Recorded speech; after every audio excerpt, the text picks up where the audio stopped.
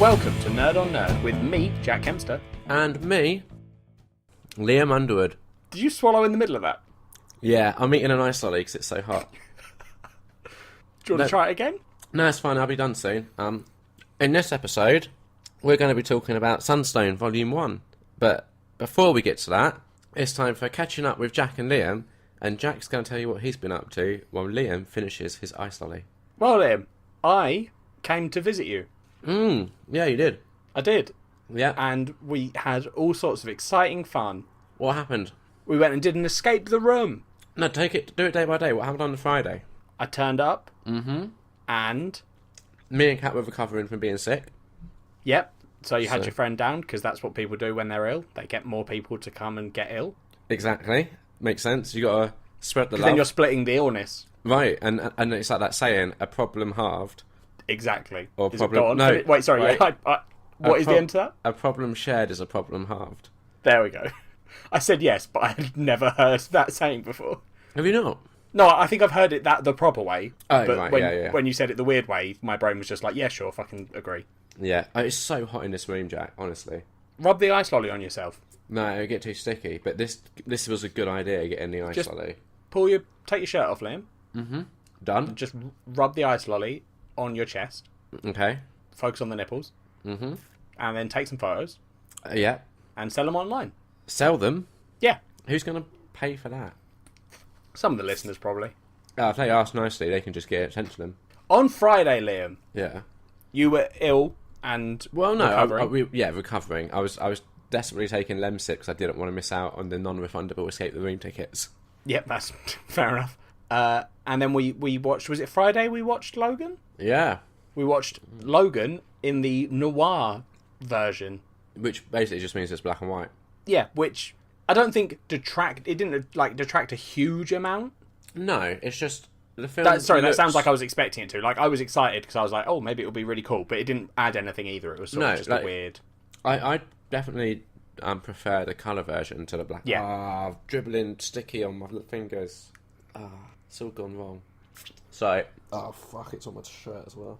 Should have taken it off. Sorry. What were you saying? I hope you know that's all staying in. I was You're like too a slow fucking eating child. it. What? Nothing. Right. Oh my god! What are you done? What's happening? No, entertain the listeners. I'm going to just proper chow down on this and stop it from dribbling. Fuck's sake! Yeah, so we watched Logan in noir, in black and white, and it's like the film holds up. Is I think the important thing. Like I still love Logan and think it's the best. It's easily the best X-Man film. Well, yeah, I agree with that. Although I do like X2, so that's like a close second for me. Yeah, I know you love X2, but Logan's just so well done, and the fact that it's Wolverine's always been held back by the ratings they give the films. Yeah, he has. I don't think they should. I don't think they should have made X-Men a higher age rating because. Well, no, but like you get a little glimpse of what would have happened if they had in this film. I feel because you see some of the kid mutants use their powers, and some of their powers are very much like, oh, that's Storm, that's this X-Men sort of thing. So you get a little glimpse of what it would have looked like if they had have not had that age restraint. Yeah. But also, like, the whole X-Man thing is they don't want to kill people. Like, Charles Xavier's big deal is not killing. Yeah. And, like, that's such a core premise of X-Men. I know Wolverine is, the one that is going to break that, and does. Yeah, he does. But it wouldn't have made sense to have the first original films be like, and then they just murder some fools. Do you want me to just talk over the bits where you start dribbling ice cream on yourself? Sorry, lollipop. It all fell in my mouth and it's really cold. Okay. So we did that. That was good. We all enjoyed that. Liam liked it. Yeah, it wasn't as good as the colour version, but it was alright, it's good still. Yeah, I think you lose some of the... sunsets. Those final scenes in the mountains. Yeah. I think it did help. The scene it did help with, for me, was the... there's a scene where they're driving through Vegas, and that in black and white looked so cool and That's noir. True. Yeah. Like, I've just got to wash my hands. Awesome. Carry on entertaining the listeners. Yeah, I am, mate. Have you actually left? He has, yeah. So, listeners, it's just me and you. I don't really know what to say. This episode's, it's feeling like a bit of a weird one because, usually us hosts do better than eating on mic and sort of titting about. But as you can see, Liam has immediately broken that rule and spilt ice cream down his hands like a fucking toddler. Now, I can only assume what Jack has been saying while I've been away, and none of it's true. Well, I'm leaving in the bit where you spilt lollipop down yourself, Liam, and what I told the listeners was you spilt lollipop down yourself like a fucking toddler. So, okay, so that might be true. Look, it's very hot in this room. I've got a window open. It's not helping. I can't have the fan on because the microphone picks it up. You know, hashtag podcasting problems. Yeah, I thought, right, yeah. to try and cool down, I have an ice lolly. Then we were faffing around getting everything set up, and by the time I could actually start properly eating it, it had already started melting and dribbling all over me. Which, if anything, is a testament to how hot it is in this room. Sure. Back to your weekend, Jack. People don't care about me eating ice lollies. They don't. So, after Friday comes Saturday. Correct. In case the listeners weren't aware of that. How old do you think our listeners are? Because if they're not honestly, aware of that, maybe what shouldn't happens on this listen. podcast, Liam, is I start talking. Like, this is how I usually am, is I start talking, and my brain sort of knows vaguely what the sentence needs to be, but doesn't know the words, so it just throws out some words that might help. Okay. And sometimes they don't, Liam. Fair enough. So Saturday came. Of course. We awoke on a Saturday. And quite early for you. Yeah, unusually. I think the latest time I've ever woken up at yours, Liam, was 5 p.m. Yeah. one day. And this is now the earliest. Yeah, I woke up at 10, but then I sort of lay in bed for a little bit. Yeah. As I am wont to do. Yes. While I was, getting ready, having a shower. Well, you say that, Liam. You did frustrate your girlfriend somewhat. Yeah, that always happens though, doesn't it? Yeah, well, I can see why. What do you mean? Because we all agreed a time to leave. And what time did we leave? We left just on time. There we go then. Which is stressful. It's stressful because I'm like Kat. Like if I agree with someone that I'm leaving at past, say, Yeah. I want them ready by like 20 past, 25 past. But why? Then Like putting on shoes is fine. That sort of thing. Like little things are fine. Yeah. But you had left pooing to the last minute, and you were like right up against that line. Yeah, but I made it. You did just. This is what I like to live my life. I don't like any precious second to be wasted. So I try and if someone says to me, "Oh, you've got to do this thing by this time," I will kind of make sure I'm doing it up until the deadline, if that makes sense. Got you. So your sort of desire to use all your time efficiently, is that why we walked sort of halfway across Portsmouth to the wrong place? Yeah. I mean, that was an innocent mistake that wasn't just made by me. No, that was you and Kat. Yeah. I blame you both. We got there on time. It didn't matter. We didn't escape the room. We did. We escaped. No, that's spoilers. Did we escape the room? Yeah, we did. Hey. We escaped with what, 45 seconds to go? No, 14. Okay. 14 seconds. Yeah, we were cutting that line very fine. That's not a saying. Listeners, I'm so tired. I don't know what's happening. Honestly, Jack, I'm just saying that's just perfect. Another example of me trying to push it to that very deadline, Yeah. I think, how would you describe us as a team? Because I imagine the listeners are hearing this and they're thinking, Jack and Liam. Oh, God, could you imagine them trying to work together? Exactly. We had Kat. We had we had Kat. Middle ground. She could have held the team together. How do you think we worked as a team, Liam? Okay. I think we all brought an individual skill that in the end kind of did benefit the team. No, I think we did a lot of good teamwork. I was surprised. I agree. Yeah, I wasn't trying to trick you into falling into a trap where I was like, we were shit. Yeah, we were good. Because Kat was a bit worried before going. She was like, "Oh, I'm just going to be useless at this sort of thing." But she definitely, everyone had their moment to shine. Yeah. Do you want to explain the rough premise of an escape room in case anyone's like, the fuck are they talking about? Our one was a little bit different, but the sort of I'll explain. Our one was we had a series of clues. Yeah. That opened these combination locked doors on a wall. Yeah. Each one that we opened gave us another clue, which would give us the next combination lock code and would have a sort of clue to tell us which door it was. Okay, yeah. And we had to solve a certain number, because we thought it was going to be all 22? No, 21. Yeah, there was 20 or so, But it didn't boxes. end up being that, did it? No, it didn't. It was some went unopened. I think it was 16, 17 in the end. Yeah, so it was sort of a bit of a trick, I think. Yeah, no, I definitely, because I was kind of... We were getting to the stage, right, where I was just kind of giving up, because it was we've got 8 minutes left. Yes. And we're on, box 15. I turned to Kat at 5 minutes and said, "We've got 5 minutes. We're not going to do this." And Kat was like, "Oh, okay. Should we just stop?" And I was like, "Oh no, I think we should keep trying." Which I'm glad I did say that because it turned out we were like 2 clues away from the end. Yes, exactly. But yeah, so yeah, and you know, like you say, Liam, we all had our moments. We all sort of solved puzzles. Yeah. So, some of them we even worked together to solve. I definitely think like I did well at the start. I was figuring shit out and I was like putting the team together and I set us off on the right foot. And then after like maybe the 3rd or 4th puzzle, my brain went, "You've done enough, mate." I don't think you can steal all the credit. I did find the first clue. Sort of. I think we definitely worked together on no, that. No, no, we didn't. I found that first clue. How did you find it? Do you remember? Well, because one of the doors started open. Yeah. And we spent 4 minutes of our time standing in the room being like, "What do we do?" And then I walked over and picked up the clue and was like, "Oh, this door was just open." Yeah, okay, so there's that. So I'm taking a little bit of the credit. Yeah, but then... I just don't want everyone to think you were like, you know, guiding us solo through 4 puzzles. No.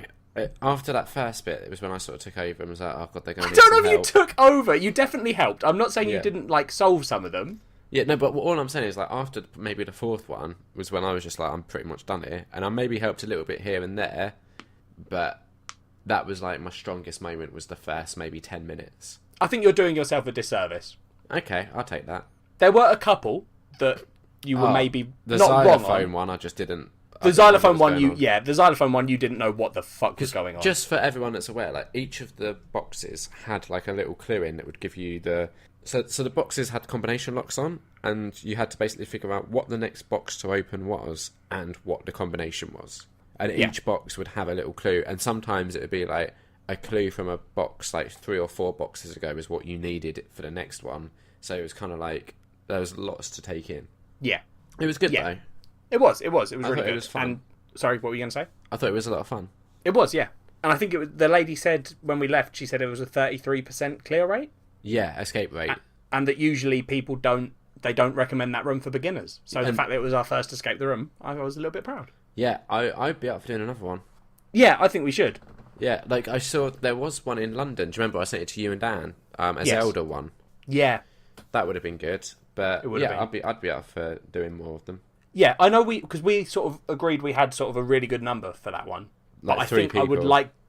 I think I would like to try one with more people. I know it's just going to make it more nightmarish, but I kind of enjoy that aspect of it. The sort of I think one more person would be manageable. No, I think we go full 6. I don't think we know 6. I don't want it to be manageable. I like when everyone's arguing and falling out. Yeah, that's weird. I like that we actually completed it and got out of the room in time. Because if you think, like, if you didn't do it, you'd be like, "Oh, we didn't do it." But for the way I am, with my stupid completionist nature, I'd be like, I want to go back and try again. I'm surprised you weren't looking for like Easter eggs and stuff. Well, I didn't think there'd be any of those around. But yeah, I would have been a bit bummed out if we hadn't have completed it, and I would have just been like, I wonder what we've missed out on, like what puzzles were that we didn't get to see. Well, that's fair. So, but I had a good time, and then Saturday night, what did we do then?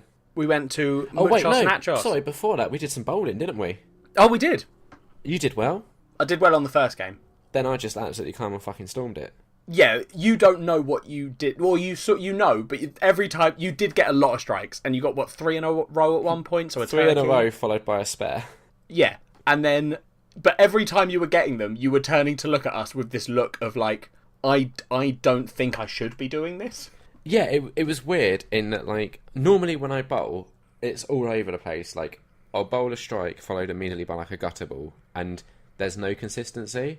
But I sort of figured what I was doing, and it was basically, it was all about when I was letting go of the ball, because normally I sort of let go and the ball like slams into the floor and then rolls. Which isn't good. Whereas this time I was more just like sliding the ball along the floor. Yeah.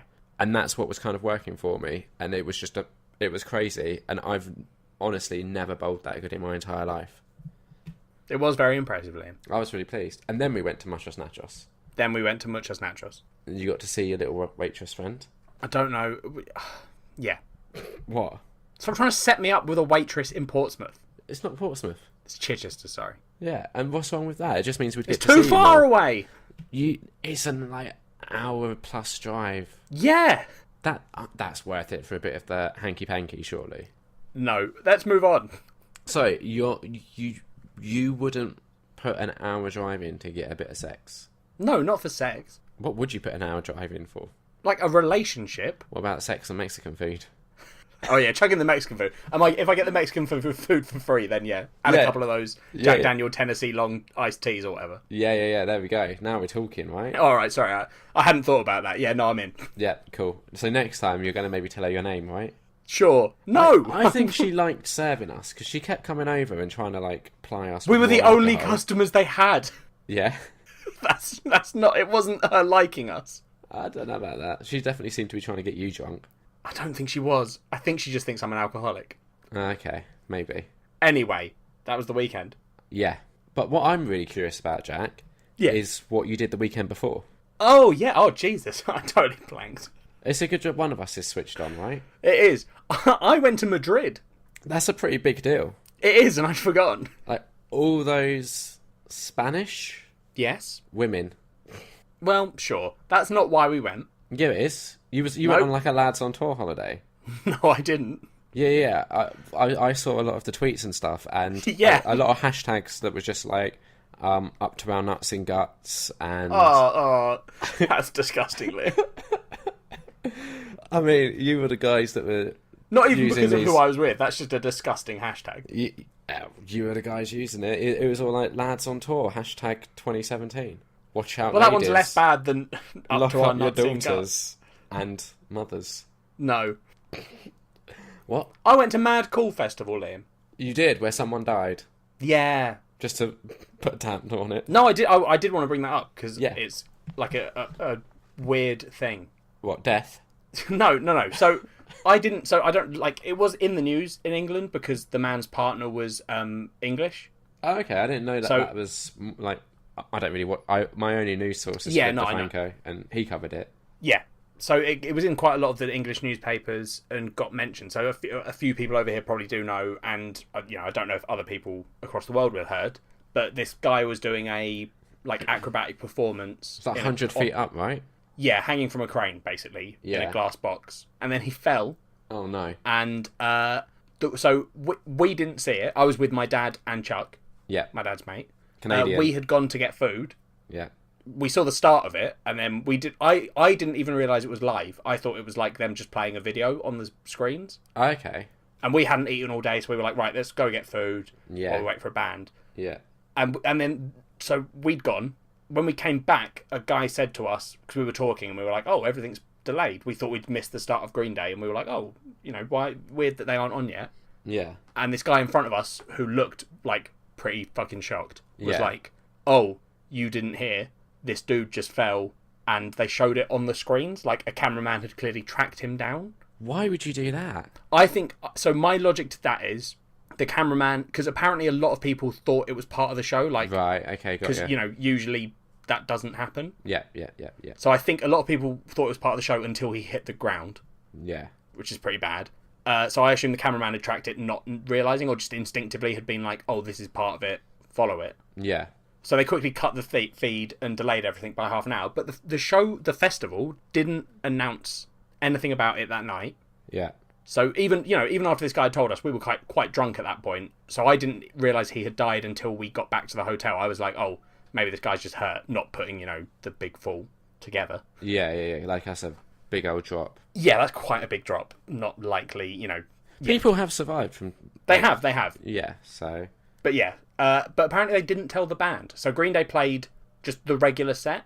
Yeah, which starts And with, apparently people walked out Bohemian and Rhapsody, were... doesn't it? Yeah, exactly, yeah.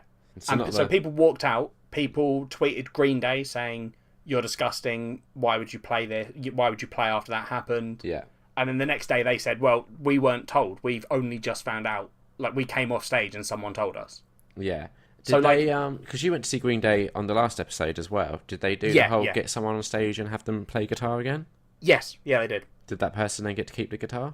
Oh, you know what? They got someone on stage, but then they got another band that was at the fest. So they did they got a guy on stage, and he played something. They gave him an instrument to play, and then they sort of did this weird like, oh, does anyone know bass? Yeah. Oh, you do, and then they got on one of the other bands from the festival, like came on stage with them. Right. But then okay. they gave the one guy who wasn't part of the band, who was an actual lit person, they gave him the guitar. Okay, that's good to give it to an actual person. Yeah, exactly. Instead of, it would have been weird if he gave it to the other band. Yeah. Because they'd have been like, we don't need this. Fair enough. But Madrid, so I imagine lots of women in bikinis, lovely sun. Yeah? No, Liam. No? It pissed down with rain for the first 2 days we were there. Oh. That's Like, not I'm good. talking torrential rain. Oh dear. Their underground system got flooded on like 3 of the lines. That doesn't sound fun. No, it wasn't. Oh dear. I mean, the good thing was whenever it stopped raining, because even when it wasn't raining and the sun was gone, it was still, relatively warm. Mm. So you dried it off quickly. Yeah, yeah. But, like, just the fact that we'd gone to Madrid to go to a festival, people were like, oh, we want to get away from the British festivals and their shitty weather. Like And we got shitty Glastonbury, weather. famously. Yes, muddy. Yeah. Yeah, it's fucking ridiculous, Liam. Oh dear. But other than that, Madrid was good. Oh, my flight got cancelled on the way back. Oh, that sounds a bit annoying. Yep, it was shit. Oh dear. Other than that, Liam, Madrid was fine. Yeah? Yeah. I mean, it doesn't sound... Like, you haven't made me feel like, oh, maybe next time I'll go to this festival. Like, you Oh haven't no, really sold it to me. I'm never going back to Mad Cool Okay. And because of the death thing right, okay. and the way they dealt with it. It felt really shitty to me. I just want to make that clear. Like, what they did was scummy. But, because, like, so did you see their justification for why they did it that way? Yes. And did you not think that was good justification? Not particularly. Not even that. Right. So their reasoning for not cancelling the show that night Yeah. was that the that the police had told them it will cause an issue with all the people being kicked out at once. Yeah, there might be a bit of a Right. a riot That's or so. understandable, and I understand that. But not telling the band Okay. is shit Yeah. because it just made Green Day look really bad. Yeah.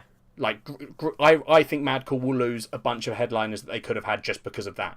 Okay. Band's been like, well, if you won't tell us that, how can we trust you to do anything right for Yeah. us? Fair enough. And then the fact that, like, afterwards, they didn't... One of the tweets, they didn't use the guy's name in one of their apologies, and it was just all these little things that I was like, oh, you're just coming across like some really scummy people. That's not good. So was it like an option to camp there, but you guys chose to stay in a hotel?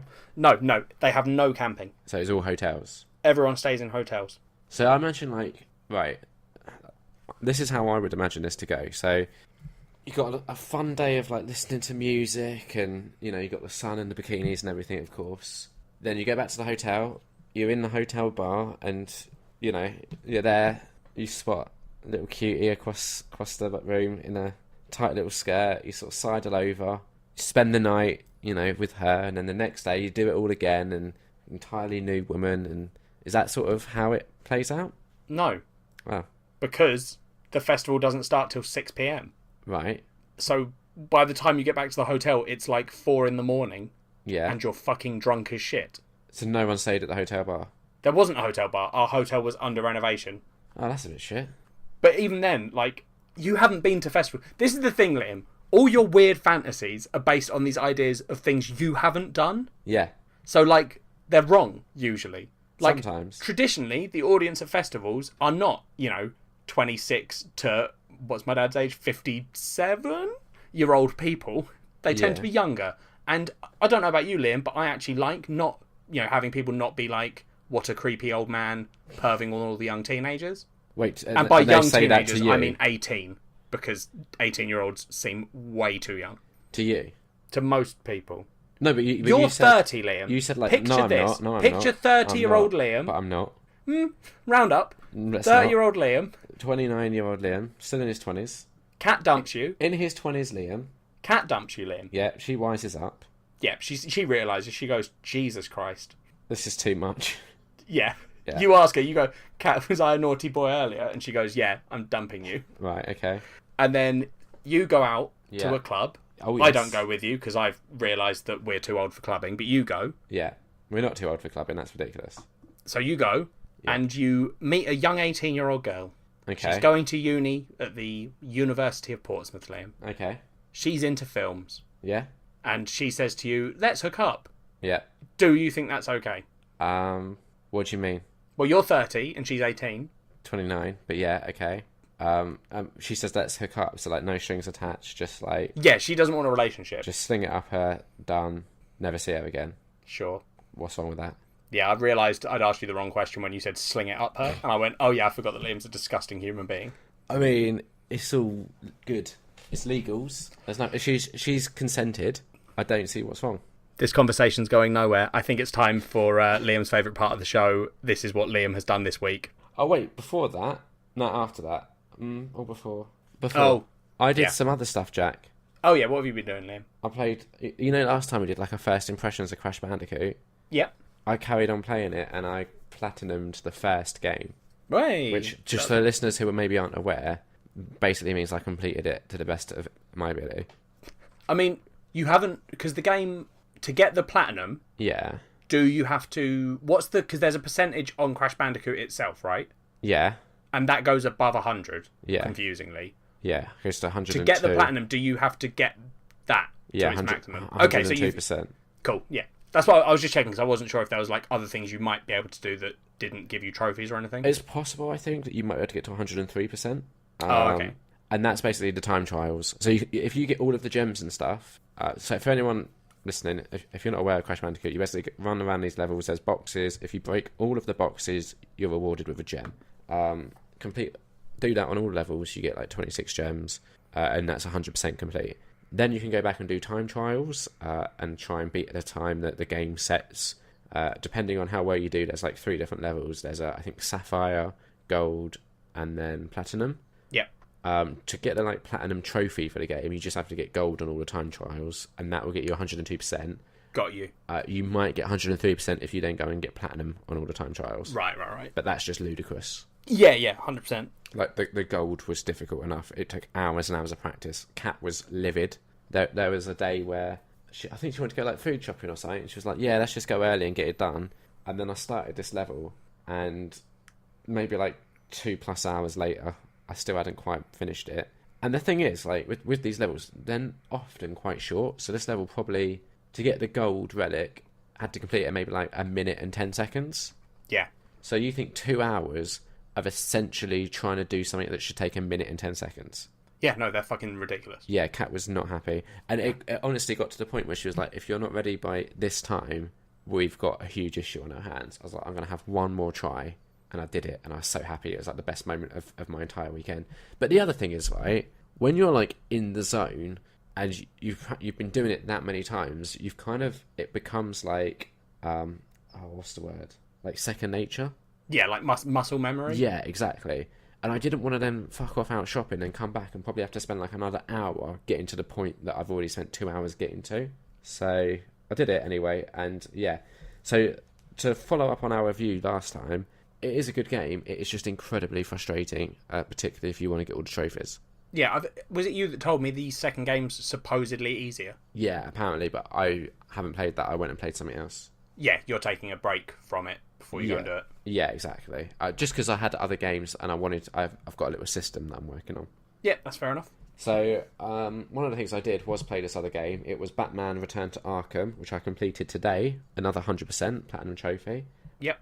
This is a remaster of Batman Arkham Asylum, and it also includes Arkham City, but I haven't played that yet. I just played Asylum. Really good game, Jack. Yeah, I know. Have you completed it? Yeah, I've completed all the Batman games. Not your idea of completion, which is get all the Riddler trophies and shit. Yeah, but your idea. But I've done all the stories of all the Batman games, and to be fair, I've done a lot of the Riddler trophies. Yeah, this was great. Because I tend to play them for sort of a week or two afterwards, where the story's been done, and I'm like, oh well, I want to do all the side. Like I usually finish all the side missions, is what I do. Yeah. Well, I super enjoyed it. I got horrendously addicted to it, and like I was playing it when you arrived on Friday, wasn't I? Yes, and when I left on Sunday. Yeah, just got addicted. Loved it. Yeah, no, they're really good games. Yeah, I really enjoyed it. After seeing you play it, I was tempted to get the remaster, but I've got so much other stuff that I need to be playing. That's the issue. To be fair, like it's not a huge game. It only took me like a week. But it does also include City, which I've never played before, so I'm quite excited to give that a go. Yeah. But yeah, I really enjoyed the story. I think if you're a Batman fan and you have like a PS4, it's 100%, if you haven't played it, worth picking up. I would give, bearing in mind you get both games in the disc, like in the package. I've only played the first one, and I'm giving that a 4 out of 5. Yeah, I would probably agree with that, But just you- from the original game. Yeah, but you think a 4 out of 5 for something, and I haven't even played an entire game that's bundled with it. Like that's got to be good, right? Yeah. I did cinema stuff, Jack. What stuff have you done at the cinema, Liam? Oh, I went to see The House, didn't I? Which one's that? Oh, it was Will Ferrell, Oh, Amy okay. Poehler. So their daughter gets accepted to college, and they're kind of banking on a scholarship that falls through, so they have to fund it for themselves. Okay. And they don't have the money, so they decide to basically turn like a house into like a little mini Vegas, and you go to bet and the house always wins, that kind of mentality. Yeah, I think I've seen the trailer for this. Yeah, it also has Jason Mantzoukas, I think his name is, who's in The League, Yep. and also Dirty Grandpa. And I really like the guy. I think he's very funny, but I'm just kind of bored of seeing him essentially always playing the same character. Yeah, so And he's just the same. Yeah, he's exactly like Rafi, basically. And I don't understand if it's him like deliberately twisting all of the roles to that, or if he's just been typecast and they're just writing the roles like for him, if that makes sense. I think I tend to give the actor the benefit of the doubt in those situations until someone's like from a studio says otherwise. Yeah, so I always assume that they're typecasting. yeah, I really want to see him do something different. Yeah. I also like Will Ferrell, right? I'm so bored of his like man baby shtick. I love Will Ferrell, and I love a lot of his movies, Yeah, but there are ones where the Will Ferrell character doesn't work. I think this might be one of them, Jack. Yeah, that's like they tend to, every now and again you get one that you're like, this is a very average comedy, and that makes it annoying when you start seeing Will Ferrell doing the Will Ferrell stuff. Yeah, I just... And I genuinely love him. Like, Other Guys is one of my favourite movies. I haven't seen that. Like, I liked Anchorman. I revisited that recently, and it was okay. Like, it doesn't quite hold up, but it's fine. Yeah. I think the point of Anchorman is like everyone else quotes it so much that Yes, yeah. it's like has affected the movie. Yep, definitely. It's just like it's just seeing him. You know me. My favourite thing when I go to cinema is to be surprised. So to see Will Ferrell do the Will Ferrell thing is a bit of a like, oh, I'm going to start rolling my eyes now. Yeah. Amy Poehler, probably the only one that comes out of this movie relatively okay. Like, she's Oh, pretty that's good. decent. Yeah. It's not massively funny. I think I chuckled maybe once or twice. Story's not great. One of the things I did like is it has a guy in it whose name I'm blanking on, who's also in The League. He plays Ruxin in The League. Okay, yep. What's his name? I don't know. Fucking, why would you even bother to ask me? I just thought you might surprise me, Jack. No. Nick Kroll. Yeah, yeah. And obviously, so there's a bit of a League reunion when he's in a scene with Jason Mantzoukas. Yep. I liked that, I guess, but honestly, it was just... I wouldn't recommend it. 2 out of 5. Oh, that's not very good. It's not. Next, I saw It Comes at Night. That's the one where the trailer has the red door, Yes. and they're like, "Don't open the door." I'm interested in this because the trailer has intrigued me. Yeah, nah, don't bother. No, Nah. Cool. It's kind I of felt like it was going to go either that way, or it was either going to turn out to be a really good film, or it would be like, yeah, no, they've done a trailer that's deliberately like, Yeah, whoa, so come see this. the trailer's very deliberately misleading. Yeah. Which I'm okay with that. The issue is, if you're going to like mislead with a trailer, that's cool if what you're actually offering is good. If you're like misleading someone just to try and like kind of appeal to the idiot masses who maybe would overlook your film anyway, and Yes, then, so that you trick people to go and see your actually good film. yeah, and then it's like actually like a really decent, strong character-driven thing instead of like a jumpy scare thing. Yes. Yeah, I get that. I'm all about that. But if you're tricking people who are thinking, oh, this looks quite interesting, and It's then your just film is average. not good, yeah. Yeah, exactly. And that's the one. Like I saw like Mark Mode was raving about it, saying how tense it was, and it's not. I think the issue I had was there's a character in it, and I think your enjoyment of the film is going to kind of derive from your tolerance of this character. And Okay. I just very quickly kind of thought of them as a bit of a wet blanket. Oh yeah, you're like hyper judgmental though of people, Yeah, no, exactly. So and you have such unreasonable expectations. yeah, so I was immediately just like, I do not like this guy. He's Yep. just doing my nine. So yeah, the film just didn't quite win me over. And the annoying thing is there was this really interesting dynamic between two of the characters, right?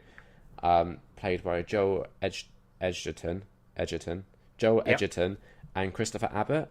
And they've got this really cool dynamic that's just fascinating to watch. And just as it feels like it's going somewhere, this other annoying character just gets involved and just like derails it all. And it's frustrating, Jack.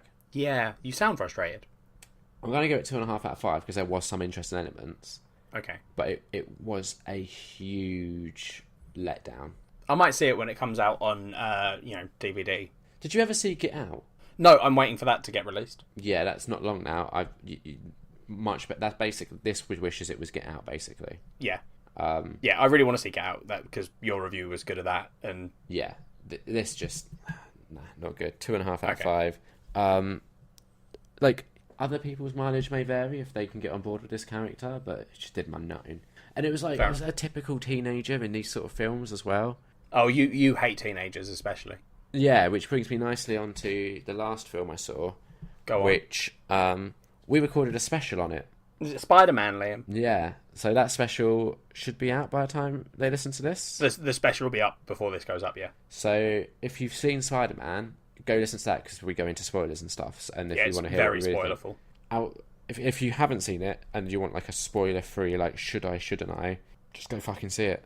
Yeah, you should. Just really go and see it. Like, what would you give it out of 5? I think I gave it 4.5 maybe, or 4.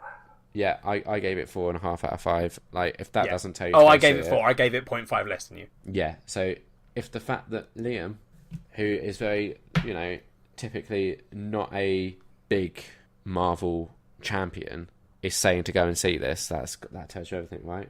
Sure. No? Well, no. I think you think you're some sort of guru of film. No. You're like, No. imagine me, Liam, so cleverly critical of Marvel, and in reality, you're just an anal bastard. Yeah, no, but that's what I'm saying. Like, if it can even impress me, and you're listening, you're like, oh, well, I like what Marvel do already, you're going to have your socks knocked off. Sure. Although, to be fair, they should go and see it. Yeah, I was surprised that you liked it less than I did. Only 0.5 less than you. That's true. But yeah, it's just so good. It's so good. It has one of the best Marvel scenes ever, and there's not even CGI in it. Do you know what I mean? I do, yeah. Fucking hell. It's brilliant. They actually do like a tense scene. It's amazing. Just go see it. Spider-Man Homecoming. Done. Did you do anything else, Liam? Nah. What did you do? Because you did books. I recommended some books, right? You did. Cool. I've read 2 of the books you've recommended. And I recommended 3, so there's 1 to go. Yes, but I've done it in slightly the wrong order, so the next one might take a little while. Oh, what have you done? So I deliberately... I remember in the episode saying, or maybe I didn't say it in the episode, but me and you spoke, and you told me one of the books was part of a trilogy. Yeah. Or I looked it up and found out it was part of a trilogy and was like, oh, well, I'll do that one last because I'll have to read the trilogy. Yeah. But then I forgot what the 3rd book you recommended was, and I needed a book, so I got the one I remembered, which was the trilogy. Right. But I'm nearly through it anyway. But anyway. Okay. So the first book I read, Liam, Yep. was Nocturnal. And this was one that I recommended. Yep, it's by Scott Sigler. Yes. Are you proud of me for saying the author's name? I am. No, that's actually really impressive. It sounded like there was a moment of pride there where you were like, Jack's not fucked up the review immediately. Yeah, I'm really impressed. Yeah, so this one, Liam. Yeah. Are we going to actually get a proper review where you give like a little synopsis and everything? Yeah. Oh, I'm so excited. So this one is a sort of buddy cop meets monster. Okay, yeah. I don't know, what do you call the monster genre? Monster Works. Sure. Buddy cop meets Monster Works. Yeah. It's really good, Liam. That was my synopsis. It wasn't.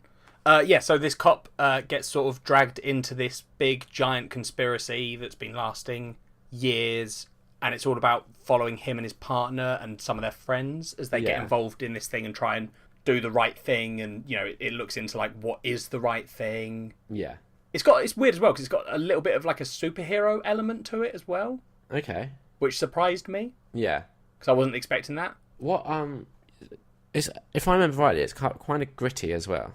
Yeah, there are some dark stuff happens in it. Yeah, okay. Yeah, which is, always good. Yeah. I like me a good gritty book. Mm-hmm. But, the note I've written for myself, Liam, is I got attached to the characters. Which is perfect, right? That's what you want. Yeah, my favourite thing that a book can do is make me love a character. Yeah, definitely. I mean, it's like some of the previous books you've talked about, where I think that's where it kind of went wrong with you and Fluke, because I was kind of thinking that you would attach to Fluke, but you didn't quite get there. No, I found him annoying. Yeah, because I genuinely thought like Fluke might make you cry. Yeah, which is unusual for me that it didn't. Yeah, exactly. So I'm pleased that this one worked for you. Yeah, it did. It definitely did. It was a good suggestion. Do you remember why you suggested it? Was it just because you remembered it and you were like, oh, this seems like something Jack would like? Honestly, it's one of the few books I've read that you haven't. Yeah. And yeah, I thought you would like it, but I did want to get you out of this, like, just constantly reading, like, fantasy and sci-fi stuff, and I felt like this was a good, like, it has some elements of those in there, but it isn't, like, outright in that bracket. I do want to point out, I do read more than fantasy and sci-fi. It's just I get into the habit of, I'm like you with games, right? Yeah. Or maybe even, like, you know when you start watching, like, Studio Ghibli, and you have to work your way through the entire back catalogue. Yeah. I'm like that with books. Like, I get fixated on a genre. Yeah, which is fair enough. It's just when I have to listen to it every other week, that's my nut in. Anyway, good book. I'd give it 4 out of 5. That's a pretty standard Jack score, but I'm pleased to hear that. If listeners are into sort of, you know, a bit of crime drama mixed with monsters, mixed with a little bit of superheroes, this book is your ideal book. Yeah. A little bit of horror. It's not particularly horror-y. No, it's minor. Yeah. But it's there. It is there. Alright, that's cool. So that was the first one. Yep. The second one was the trilogy? Yeah. So this was recommended to you by Kat. Yes. Okay.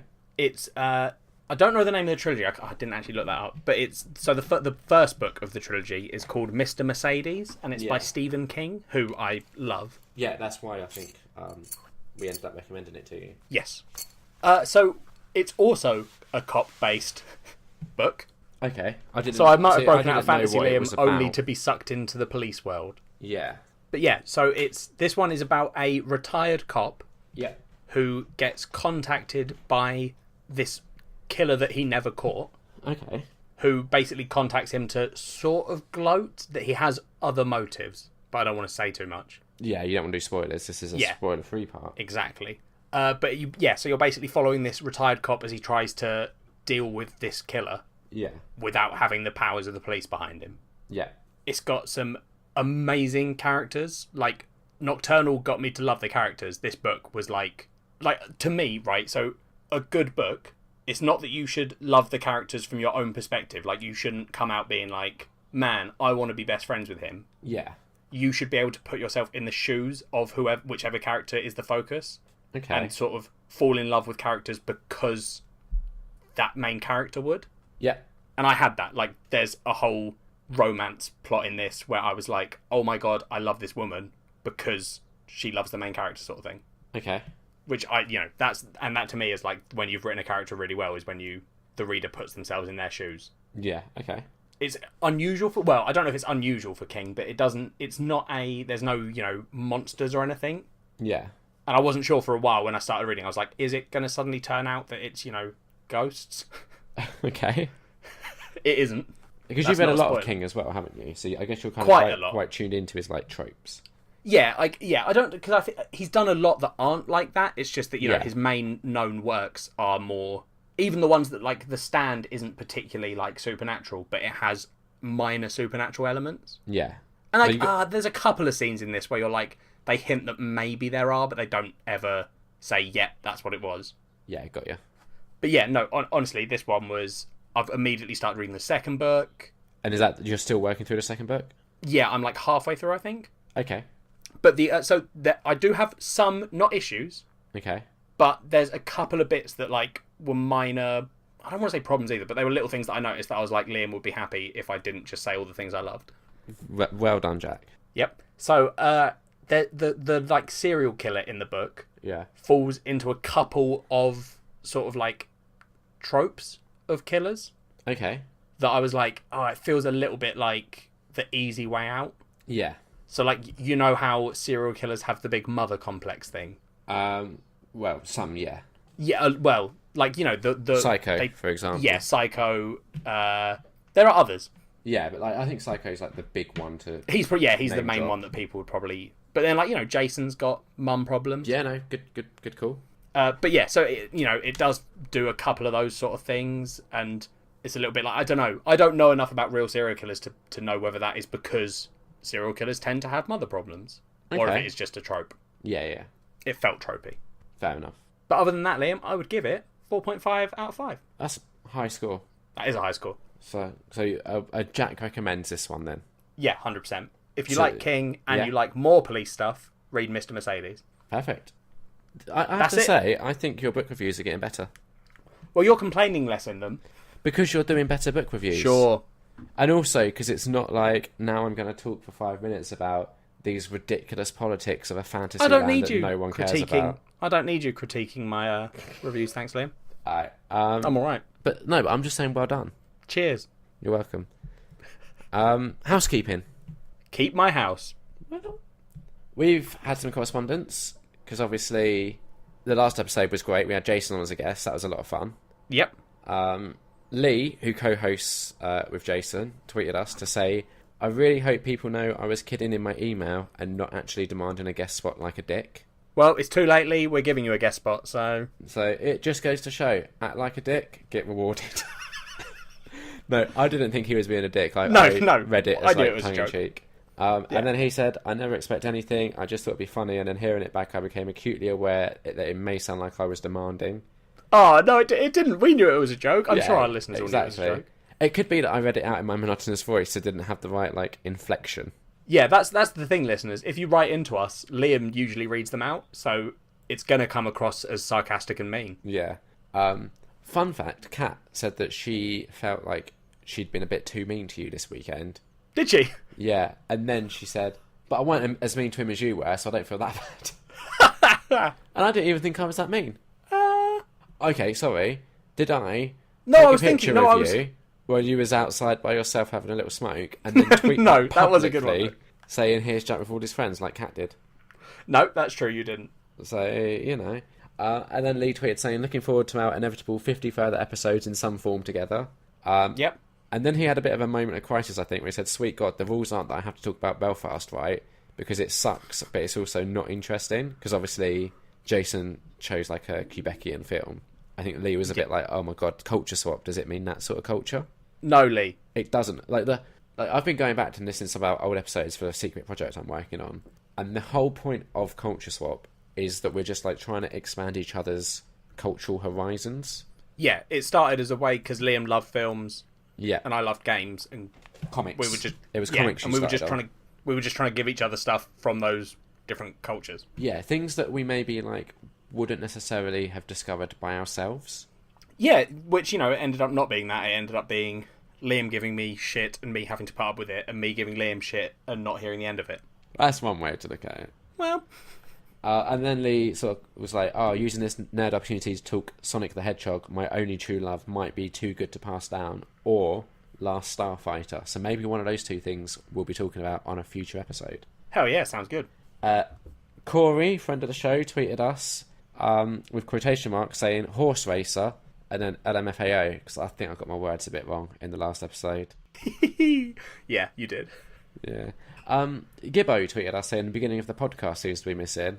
And then I did ask him to re-download it, and we didn't get a follow-up if it. Well, he said he'll re-download it again and see. Didn't get a follow-up to see if it works. So hopefully, did you go and listen to see if it was there? Yeah. Was it there? Yeah. Okay. So hopefully, Gibbo, it worked, and hopefully this one works. If not, I have no idea what was happening, Gibbo, and I'm sorry. No. I did put Liam in charge of uploading, so yeah, take from that what you will. That's why I was a little bit worried, because I was like, shit, the one time I upload has something gone wrong. But no, I did go back and check.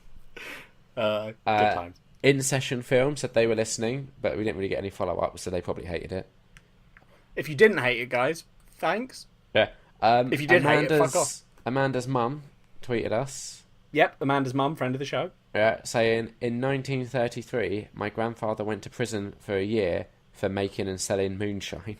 Jesus. So Jason responded saying, I can understand during the prohibition. I don't think I mentioned that I'd sell it though. And she replied saying, no, but be sure to fully enjoy the formerly illicit pleasures to the fullest. Yep, I think that's probably good advice. Yeah, and also, Jack, we had Reed Schmeed, who I believe is the college professor who gave her students some of the Atlantic Screen Connection podcasts to listen to. Yeah. Tweeted saying, learning so much about Quebec from Jason on the Nerd on Nerd podcast app. So I imagine we've got another regular listener right there. Well, no, it sounds like she's probably listened to that episode and been like, what an educational podcast, and then she'll listen to like one other episode and be like, I was mistaken. Yeah. But, you know, if she does want to recommend Nerd on Nerd to her students, I still think it's a great idea. Do you know what? I think it is in a this is where it can all go wrong. Yeah. Yeah. We had a lot of correspondence over the weekend when we was all tweeting up a storm because we were all together and having lots of fun. We and were taking all selfies. tweeting up a storm. Well, I was. You were. And Reach Me did follow up saying that they finished the podcast episode with Jason. They said quite enjoyable. So not hugely. Yeah, but just a little bit. Yeah. But poorly, you can be on Joy Sandwich before Jason, which is a podcast that I assume they run. Mm. So, you know, that happened. You don't have to read all the correspondence, right, Liam? Yeah, no, I know. The Real Escape UK tweeted us saying, great teamwork, congratulations on your escape. That was nice of them. And... My God, you don't have to read it all. I know, Jack, but this one's Pick out actually... the best ones. No, I'm picking out the best one, alright? Okay. Hang on. I'm just trying to find it. I've taken my trousers off, by the way, as well, because it got too hot. So you might hear that on the audio when you're editing. I hope so. It happened like 20 minutes ago. I think you was talking about a book. Oh, good. I can't find... Oh, hang on. Yeah, here we go. Chuck tweeted us Yep. saying, how about a podcast on applying sun cream? Jack is an SME following his trip to Mad Cool Festival. And let me tell you something, Jack. I know what SME stands for. What does it stand for? Subject Matter Expert. Oh, yeah, I am. So, are you not impressed? I knew that. Yeah, yeah, I mean, yeah, sure. Did you want me... Sorry, I don't know how to respond. Yeah, I'm so impressed that you knew what SME stood for. First, you give me the compliments, and then you respond to Chuck. Sorry, okay. Liam, I'm so proud of you for knowing what SME is. Thank you. Yeah, I got really badly sunburnt. So, you're going to do a podcast on applying sun cream? That doesn't seem like a good idea. Well, people can learn from my mistakes. That's true. They'll be... Oh, God, be more educational than last week's. That's it for housekeeping. Done. Good. Culture swap. Swap my culture. What do we do this time, Liam? This time, Jack, we did Sunstone Volume 1, which I banged on about a fair few episodes back. Like, when I very first read it, I'm sure I mentioned it to you. You did. On the podcast. And I don't think I maybe did the best of job explaining it, so I'm going to take a step back and let you explain it.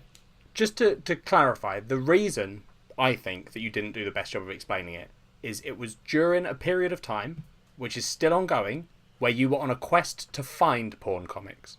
Correct? No. No, like, okay, so I have a modest collection of should we say, adult... comic books that they sell you in paper bags so no one can see them. Yeah, because the covers you couldn't show in a place where young eyes might see. Yep.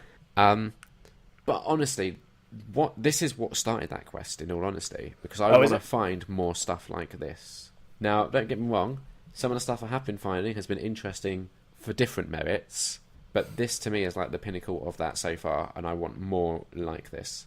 Yeah, well, maybe the issue then was that because you then went on and I saw some of the pornier comics you had gotten. Maybe I gave you the wrong impression. Yeah, I think it did, because... Okay. And maybe some of your descriptions. Maybe. I can't really remember. Fair enough.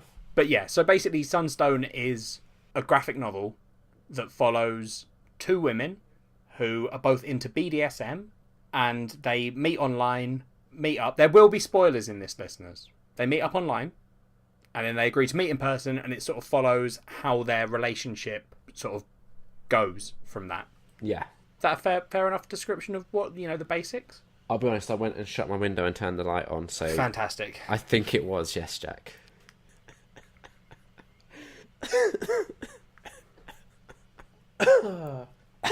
I'm tempted to leave in this long laugh that you're having. That's amazing. Anyway, yeah, no, I think that was a brilliant description. Yeah? Yeah. I trust that you did it justice. Cheers, mate. So I'm looking forward to listening back to this episode and finding out how you described it. What did you think of it, Liam? No, well, obviously, this is the thing. I obviously loved it, otherwise I wouldn't have suggested it. And I think one of the reasons why I suggested it is because I wanted someone else to kind of help me, not like prove, but I know I've discussed this previously, and like I know I did a bad job, so I kind of just wanted you to read it so you could let people know that I wasn't just being pervy. He's not. Thank you. So there are definitely pervy scenes in it. Yeah. You get a couple of boob shots, but in You all get quite a few seriousness, in volume 1, to be fair. yeah. But the genuinely interesting thing in this graphic novel is not any of the sex stuff. No, perfect, exactly. It's the relationship between the two characters. That's exactly, and I really liked the depiction of BDSM in this, especially compared to when we watched 50 Shades of Grey. Yeah, so listeners that listen to our Mother's Day episode, Yep. which was about 50 Shades of Grey if you didn't listen, Obviously. we raised the issue, we're not in, well, as far as I'm aware, neither of us are BDSM Nah, people. I'm not allowed. Fair enough. And I have no one to practice with, so who knows? You could do self-bondage, because Lisa does that when she's younger. I'm scared that I'd tie myself up and die. Okay. So we had issues with the portrayal of BDSM in 50 Shades of Grey. It comes across very like the dom in that relationship, which is the dominant member, listeners. Which is Christian Grey. Yep. He has a lot of mental trauma. Yeah, or emotional. I'm not really sure. Yeah, one of the two. It's all sort of like they definitely try and pin. It felt to me like they were trying to sort of be like, something has to happen for someone to be into this. Okay. Do you know what I mean? Yeah. Like they sort of portray it as like, well, because she gets brought in by someone who's already in it, and she's definitely not, the most logical person in that film. Yeah. So, it definitely has issues with its portrayal of BDSM, whereas the way Sunstone deals with it is they sort of explain it. Like, I don't know how accurate Sunstone is. No, because like you're saying, we're not really part of that community or scene or whatever you want to describe it as. Yeah, exactly. But it definitely felt like a fairer portrayal, where it's just two people who are basically it's almost like they describe it as role-playing, right? Yeah. And you sort of get to see this behind the mask sort of thing, where you get Lisa and Ali, you get moments where they're just talking to each other. Yeah, well, so because it basically, I think what the key difference is this really emphasises that foundation of trust that I think is missing from 50 Shades of Grey, where that feels very like predatory almost. Yeah, definitely. And this feels like a very it's a mutual thing. They trust each other, and I really feel like that's the element that 50 Shades is missing. I really liked in this the way they talked about the aftercare process. Yeah, definitely. Which again, this is my first encounter of that kind of I'd never aspect. heard of that before. Yeah, and to explain what that is, it's basically a way of just kind of decompressing afterwards, where you both just kind of make sure the other person, saying making sure they're okay is a bit of a wrong way of describing it. Yeah, no, because it's more like it's more like in the role play of BDSM. Yeah, they define the two roles. The two roles are very clear. Like, someone is in charge and someone is the submissive, who sort of the dom is basically playing with and getting them to feel pleasure, but mixed with a little bit of pain sometimes, and sort of just basically heightening this sex. And aftercare is more just resetting those boundaries. So you're both it's like they take spoon, away the roles. They kiss. Yeah, it's shower. just them being tender with each other, effectively. Yeah, definitely. But so we're talking a lot about the sex innocent, and did you find the way it was kind of depicted as sexy? I mean, yeah, it definitely is sexy, but I want to make it clear that it is such a minor part of why I love this book. Yes, that's exactly what I was trying to explain. Like, there was no point when I was reading it that I was like, come on, get to the sex scenes. Yeah, and if anything, it gets to a sex scene, and if the sex scene is more than 2 pages long, I'm like, can you please get back to their adorable friendship? And this is the issue I have when trying to recommend this book to people, because they struggle to get over that, and especially when I'm recommending, they just assume it's going to be non-stop you have a perv. reputation. Yeah, but I feel like I was almost going to say a mislabeled reputation, but I do still like my characters and my relationship stuff. Yeah. And that's the element that's most prominent and most enjoyable in this. Yeah, I think they're really believable characters who are genuinely seem like really nice people who you would want to hang out with. Definitely, yeah, exactly.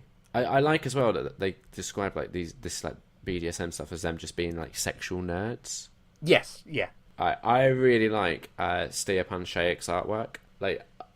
It's just, I love the kind of at the back it's got a load of covers and stuff. They look great, kind of quite realistic looking. But then some of the actual images in the comic itself, they're quite sketchy looking. Yeah. So when I was reading about it, Liam. Yeah. apparently the original artwork that he'd done, because I don't know if you know, but this started as a web series. Yeah, well, it started as a Deviant art account. So the story is, it initially started as a bunch of like he to take a break because he was writing A Ravine, I think it was, or Witchblade, something like that. Yeah, and then that other one, that fantasy one. Yeah, And he said it was starting to get like, he started to not enjoy the process as much, yeah, which he didn't like because he'd always loved drawing and stuff. yeah. So then to like take a break from that almost, or to at least give himself another outlet, he started a Deviant account where he started drawing pin-up girls. Yeah. And then a few of those characters he started to draw more of, which was Lisa, Ali. And another character. Yeah, who appears in later on in Sunstone, but not in Volume 1. Yeah. And so he drew them, then they started to take on life, like around his drawings. He was like seeing more about them, and like, you know, how writers always say, you know, you start to write about these characters because they start having a life that you're like, oh, I should write this. Yeah. And then that expanded into a web series. Yeah. That he started about Lisa and Ali, I think. Yeah. I haven't read the web series, which then someone else picked up and was like, we want to do a graphic novel. Yeah, and this was like the origin of, I think he said, like, this is the story of how they met. Yeah. But then, so the original art style was very realistic. Okay. And he basically, in one of the things he was talking about, he said he basically went and looked at all the work and was like, because they were like, we'll just chuck it all together and release it as this graphic novel. Yeah. And he was like, but the way I've drawn stuff has changed so much, and some scenes are going to look weird because they've got a slightly different art style to what I've got now. Okay. So he basically went back and redrew a lot of the scenes right. And basically improved on the story, where he was like, oh, this doesn't fit with who they are now. Yeah. So he almost rewrote. So a lot of the art is, you know, this whole sort of perfect. Like, to me, it seems like a really good mix of cartoony / realism. Yeah, I would agree with that. Like, it doesn't look cartoony. Like, you're never looking at it and being like, this is ridiculous. No. But it's simplistic? At times, What's the word yeah. What's the word I'm looking for? It's not, Minimalist? I don't think it's that. Minimalist, that's it. Yeah. But yeah, the art style in this is just incredible. All the art is great. Yeah, I also thought there's a good, like, element of humour to it as well. Oh, definitely, yeah. There are some really funny things. And it's very, like, self-aware. Like, it even opens by being like, so this is a story about how I fell in love with a girl. Wait, I promise there's lesbian sex as well. Yeah. So, like, it's because the whole point is it's meant to be Lisa in the future telling this story. Yeah, telling the story of how her and Ali meet. Yeah. Has it got you curious about trying BDSM, or has it got you like? Because I know when we've spoken about it in the past, you've been very like adamant, like, no, I would never try that. I don't like pain. This seems like such a personal question for you to ask me. It's the Nerd on Nerd podcast, Jack. We ask the tough questions. Oh, great. Fantastic. My parents listen to this. And I'm sure they're about to learn something. Fantastic. I don't know. I With guess the right if someone person. were to be like, do you want to try BDSM? If it was like this, where they talk about establishing boundaries and stuff, Yeah. then sure, fuck it. Because I remember when I first spoke about this, rereading this jogged my memory of when I first mentioned it to you, and I was trying to explain their first encounter, where essentially Ali has Lisa, I think, roped up onto a bed, and it's just saying to her, I am not going to do anything painful to you unless you call me mistress. Yes, I remember you telling me this. Yeah, and you just and weren't you saying, quite... would you say mistress? Yeah, exactly. And I wasn't explaining it well, and you wasn't really understanding what I was trying to explain. So now, after you've seen that scene, how would you feel if you was in that scenario? It would depend, I guess. Okay. Because that's the whole point. Is it would depend on if they knew you well enough to get you to say it. Yeah, because it's all about teasing without really like giving you that like pleasure you're craving. Yeah, and I think Lisa says the whole point is because, like, so if someone was doing it randomly, I wouldn't say it because that's not Weird. the point. Yeah. But because they're aware that they're role playing effectively, and I think Lisa's like, the whole point of this scene is that I've got to pretend I don't want to say yes, even though both of us know that eventually I'm going to cave. Yeah. The whole point is I have to try and resist because that's the point, sort of thing. Yeah. Not resist. Maybe resist is the wrong word. No, I think resist is right, but like resist to a point. Yeah. Yeah. Like that's the game essentially. Yes. I'm so pleased you've read it though. Yeah, I'm glad I've read it. And I'm really pleased that you liked it. I'm assuming. Yeah, no, I fucking loved it. That's good. Is there anything else about it that you loved? Because we haven't really gone into spoilers. But I don't know if you can spoil something like this, can you? Because, I mean, this first volume, Yeah. there's not a huge amount of It is plot literally reveals. Yeah, it is literally just two characters meeting, Yeah. and they're essentially just their first weekend together. Yeah, you're getting a real establishing shot, effectively, of Yeah. these two characters, what their basic, personalities are, Yeah, and how they are with each other. and I think this maybe is the volume that you get the most sex stuff in. I think because You might get more. I will reveal, listeners. Oh, you're going to reveal that you cheated. I didn't cheat, Liam, because I'm not going to talk about the other volumes. Okay. I have yet. read all 5 volumes because I loved this book so much, and Liam let me read it on Friday night. Yeah, I think that was my mistake. Yeah, you should have saved it till Saturday night, Yeah. because I would have survived that. But I read it Friday night, and then Saturday rolled round, and we were sitting on the sofa, and I started looking on Amazon on Kindle, and was like, oh, I can get all 5 in a bundle. I really want to read them. I can't wait because I need to know what happens. So I downloaded them and read them. But we'll talk about that on next week's housekeeping. Yeah. I don't want to talk about anything, but I was just going to say, I think Volume 5 maybe has more sex in it. Okay. Potentially. But this does have a fair amount, not too much. Yeah, no, this does. Yeah. Even then, it's not like so that they do a really clever way of dealing with the sex. Yeah, because they never take it too far. Yeah, basically, you get the build up, you get part of the BDSM experience. Yeah. And then the way they write around it is Lisa from the future, who is writing this story, says there was a moment where that was like the moment all the pleasure had built up, and I basically forget what happened. Yeah. Because it just became very intense. Yeah. So you don't see the most intimate moment of the encounter. Yeah, it definitely feels like the sex is in service of the story, not the other way around, if that makes sense. Yes. It doesn't feel like it's been placed in there to draw you in. It doesn't feel like it's been placed in there awkwardly. No. It feels like it's a natural progression in the story and like the natural thing that would happen. Yeah. And they sort of give you the right amount for it not to become awkward and you to be like, oh god, am I just reading some Yeah, it doesn't feel horrible porn exploitative comic? at any point. No. I don't really think I have a lot of criticisms for this, to be honest. No, I'm trying to think. Is there anything? There was. I get the only criticism I have, and it's probably not even a big criticism really, Yeah. is the way when Alan gets introduced into the story, who is Ali's best friend from college. Yeah. There's a scene where it felt awkward, but that's only because they hadn't explained the character properly yet. I think. Okay. I think the first time he sort of meets Lisa. Oh, and he sees her because she's wearing a robe open. And there's a little bit where there was a little scene where I was like, oh, is it about to get creepy? But I think they resolve it in the same volume. They're like, they sort of give you a glimpse of Alan's character and you're like, oh no, Alan's not creepy. He's the Liam of that friendship. Yeah. You see his internal monologue where he's like, yes, all the dirty things he could say. Yeah, exactly. And he's basically just trying to annoy Ali. Yeah, and I see where you're coming from, but like you said, they do resolve it very quickly as well. Yeah, so it's not even an issue. It's just there was that one, I think 2 panels where I was like, oh, is it about to get creepy? Yeah. It didn't. But this is just, I think tender is a good way of describing it. Yeah. Honestly, I hope that if we have, because I did say on the last episode, I really want people to go and read this, and I really want them to email us if they have. And we did have someone email us. Was it Kat? Yeah, I made her. Yeah.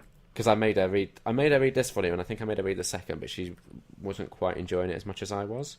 Because she loves her horror comics, you see, and there's not enough of that in these. Kat emailed saying, I enjoyed Sunstone. It did have more story to it than I expected, in a good way. Despite being about BDSM, it is tasteful and actually more focused on a genuine relationship. It's never sleazy, and although nothing particularly special, the artwork is decent. I was on board till those last few sentences. Yeah, I mean, I think the artwork's amazing, personally. Yeah. But yeah, I kind of agree with what she's saying. Otherwise about. Oh yeah, the first part. Yeah. But yeah, honestly, listeners, if you haven't read this and you like comic books and you want to read a genuinely good love story, this book is it. Yeah, I don't know how to describe it in a way. It's why I really wanted to talk about it, because I wanted to put more focus and attention on it. Yeah. So I do feel like it could be very easily overlooked and dismissed as just... Oh, 100%. It would be the easiest thing to just glance at it and be like, and to misjudge it completely. This is a really good example of not judging a book by its cover. Yeah, definitely. So I really genuinely hope that this has at least got people intrigued, and they'll go and kind of at least look it up and find a little bit more about it, and then decide if it's for them or not. Yeah, yeah. What would you give it out of 5? The first volume, Yeah. I think 4 out of 5. Okay. What would you give it? I'm going to go 4.5 out of 5. Okay. Just because the first time I read it was a fair few months ago, and now going back to it and reading it again, it's just as enjoyable. Yeah, yeah, yeah. And there's a couple of things that they kind of offhandedly mention that now, having read later on, are little references to things that happen later. Fair enough. I already am like, I want to go back and reread this, but I'm waiting. I want it to be a longer time. Yeah, that's fair enough. It is just so good, though. I'm really looking forward to the next housekeeping, where you talk about the other 4 volumes. Yes. Because I was going to say to you, would you carry on reading this? But that's a bit of a moot point. Yes, it turns out the answer is yes, immediately. Yeah, I don't think we've done anything so far where you've been this eager to do more. No, of it. yeah. That's the thing, is usually we sort of have I think it's an unspoken rule in that we haven't said it on the podcast. Yeah. But we've always discussed, and I've always thought it's better to not read or watch the next stuff, because it gives you the unbiased view of the first volume. Yeah, you don't want to like taint it in any way. Yeah, but I honestly couldn't not read the rest. I spent Saturday night, Sunday night. Yeah. I think that was it. Did I text you on Sunday? Yeah, I think you did. Yeah, so I think you I don't want to give any spoilers, but you definitely got emotional about it. Yeah, 100%. But yeah, so it literally, like, the Sunday night, I remember I was sitting there and I was like, oh, I want to play on my PS4. I'll just read a couple of pages of Sunstone, maybe finish off the volume I'm on. And then I just was like, oh, I can't. I have to finish the story. Yeah, it's so good. Yeah. So honestly, listeners, please go read it. It's amazing. Yeah, I think that's a nice way of ending Culture Swap this week. Yeah, one that we agreed on again, Liam. I know, and one that I recommended and you didn't hate. It's a nice change. I feel like there's been a couple. I just need to find one that I recommend that you don't hate. Yeah, preferably an anime when we get back to that. I would be really pleased if you found me an anime I didn't I am hate. trying to. I'm trying to find you one that I think you will like. But we have to do Barefoot Again first. That's I think your name when that comes out. October, I looked it up. So yeah, so when we do that, I genuinely think you'll like it. Yeah. And if you don't, I might just end our friendship. Fair enough. What are we doing next time? So next time we're doing Ozark, which is a new Netflix series starring Jason Bateman. Yes. I think it only just came out maybe on Friday or something. I know nothing about it, Liam. No, I don't. Kat did describe it to me as... She said it's like Breaking Bad meets something else, but she couldn't remember what the something else was. And was like, if you see the trailer, you'd know what I mean. But I haven't seen the trailer yet. And I know how you feel about Breaking Bad, so I'm really excited for this. Yeah, Breaking Bad is like my equivalent of your superhero films, where you're completely counter to everyone else's opinion. I disagree. I feel like I tend to like superhero films. I'm just a lot more critical than everyone else. Yeah, I liked the first series of Breaking Bad. See, that's one of the slower ones, I thought. No, I don't fucking remember. I just remember getting like halfway through series 2 and being like, I'm not watching this anymore. I know we've discussed this before, but I genuinely do feel like you would enjoy it if you like got into it, if that makes sense. Yeah, I probably would. But it's, it's been out for ages. Has your dad watched it? Watch it? No, he would love it. He would love it. Why don't you watch it with him at some point? I can't. It's too long. There's too many seasons. We've got so much other stuff to watch. No, but there's like, 5 seasons? And yes, they're a lot. all like 12 episodes or less? Yes, a lot. Is it though? Yes. Fine. Any final thoughts, Jack? BDSM is the new black. What? Bye. Bye.